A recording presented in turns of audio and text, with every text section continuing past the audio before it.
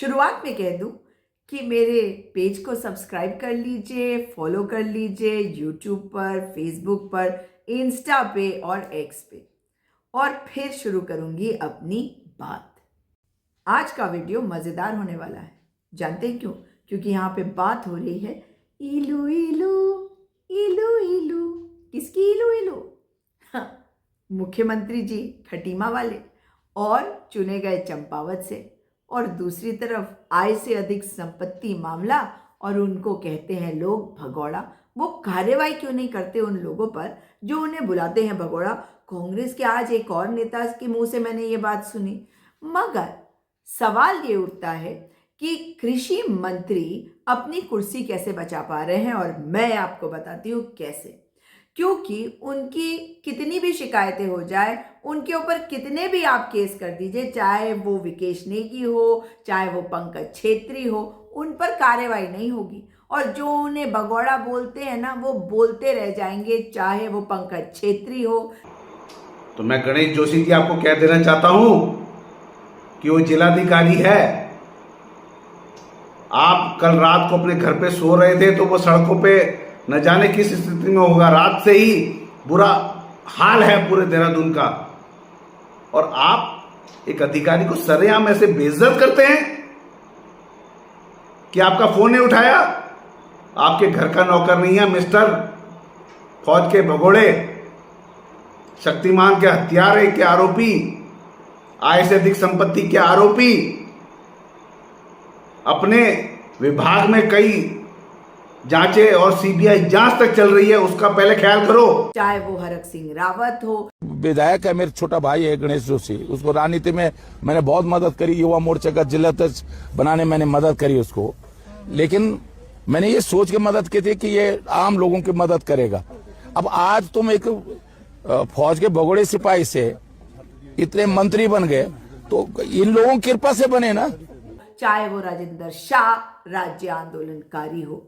एक 14 गढ़वाल राइफल का भगोड़ा जो 6 साल नौकरी करने के बाद भाग के आया है, वो उसकी औकात क्या है कि वो कांग्रेस के ऊपर इस तरह की बात करे? वो पहले अपने गिरबान में झांके और उसके बाद बात करे। ऐसे चोर और लुटेरे मंत्री भाजपा के जो बने हुए हैं, उनसे मेरा एक सवाल है कि क्यों नहीं मुख्यमंत्री धामी जी परमिशन देते हैं आय से अधिक संपत्ति से उनके खिलाफ?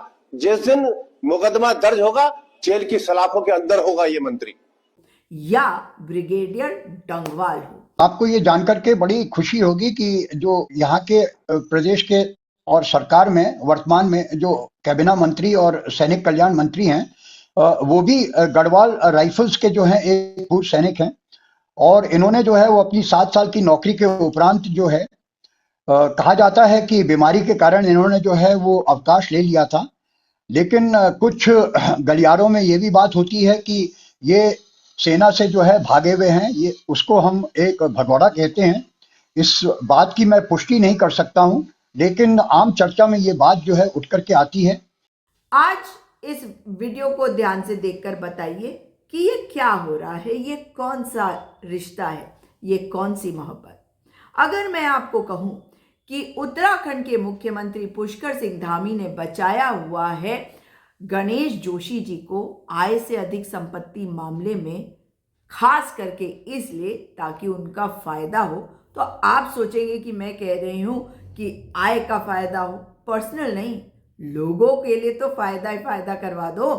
तो यहां पर मुख्यमंत्री के गृह क्षेत्र के लिए टेंडर निकले हैं चंपावत के लिए, और इसमें अगर आप देखेंगे तो बहुत मजेदार चीज आएगी, क्योंकि ये उत्तराखंड कृषि उत्पादन विपणन बोर्ड की तरफ से आया है, जो एग्रो कैंपस शीशम बाग हल्द्वानी में स्थित है।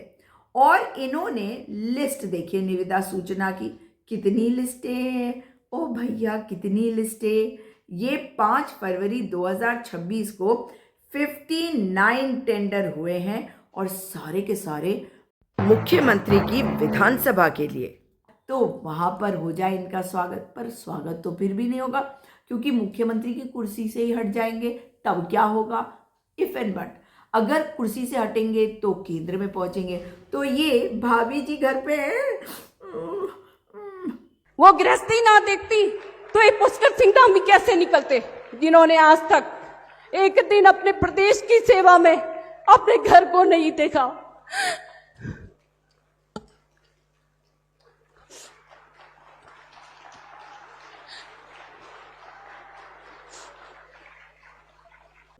भाभी जी को खटीमा से चुनाव लड़वाना है क्या?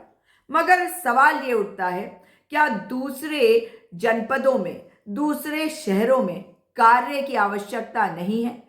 केवल चुनावों के बारे में सोचकर 59 टेंडर्स केवल और केवल चंपावत के लिए क्यों करे गए हैं कृषि मंत्री, कैबिनेट मंत्री गणेश जोशी जी? आप इसका जवाब दीजिए। और मुख्यमंत्री जी, आपने करवाया, इन्होंने करा? क्योंकि आप तो किसी से पूछते नहीं, आप तो निर्देश देते हैं। कलेक्टिव रिस्पॉन्सिबिलिटी पे विश्वास नहीं। अब जवाब दीजिए कि जनता का क्या दोष है? सारे टेंडर केवल चंपावत के लोगों के लिए क्यों?